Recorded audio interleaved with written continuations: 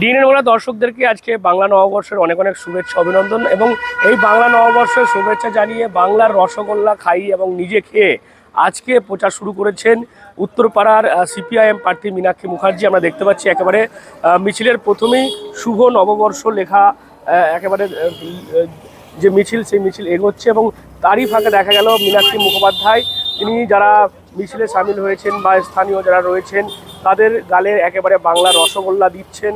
অন্যদিকে মীনাক্ষী মুখার্জি তাকেও রসগোল্লা খাওয়ানো হচ্ছে এবং এভাবেই আজকে নববর্ষ সেলিব্রেট করা বলতে পারি আমরা। সকালের একেবারে শুরুতেই মীনাক্ষী মুখার্জি করলেন এবং দেখা যাচ্ছে গোটা মিছিল সব বর্ণাঢ্য সেই মিছিল করেই তিনি এগোচ্ছেন। এবং যেমনটা তার বক্তব্য, এই যে এলাকায় তিনি প্রচার করছেন মূলত কোন্নগর, এলপুকুর, বটতলা এলাকায়, সেখানে বেশ কিছু সাধারণ মানুষের যেটা চাহিদা সেটা হচ্ছে আপনার মাঠের অভাব। একটা বিভিন্ন যারা রয়েছেন স্থানীয়রা তারা খেলার মাঠের অভাব তারা অনুভব করেন, সেটা নিয়েও তিনি বলেন যে যদি বামেরা ক্ষমতায় আসে তাহলে এই সমস্ত সমস্যার সমাধান হবে।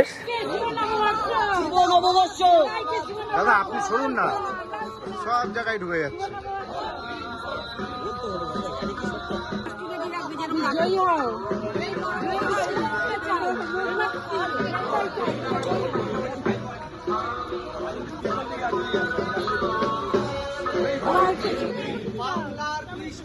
সংস্কৃতি রক্ষা করতে তারা চিহ্নে উত্তরপাড়ার পুরনো গৌরব ফিরিয়ে আনতে মীনাক্ষীকে কাস্তে হাতুড়ি তারা চিহ্নে এই ঐতিহ্যশালী ভরসা করছেন তাই বলছেন, অন্য কাউকে তো বলছেন না।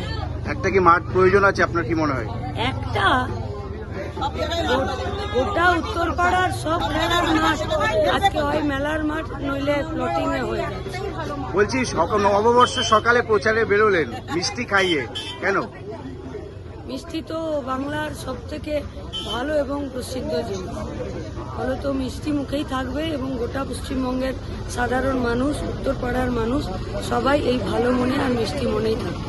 এই নববর্ষের সকাল কি বলবেন? সবাই ভালো থাকুন, আসুন সবাই মিলে শপথ গ্রহণ করি।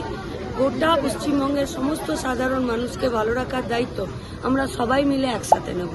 এবং এভাবেই কিন্তু দেখা যাচ্ছে আজকে মীনাক্ষী মুখোপাধ্যায় আজকে নববর্ষের দিন এবং সেই কারণেই সকাল থেকেই তিনি একেবারে বাংলার রসগোল্লা খাইয়ে তার যে প্রচার সেই প্রচার তিনি শুরু করেছেন। কি বলবেন আপনার এই বিষয় নিয়ে? অবশ্যই কমেন্ট বক্সে এরকম আরও খবর পেতে নজর রাখুন ডিএনএন বাংলায়। ডিএনএন বাংলা সবার মনে।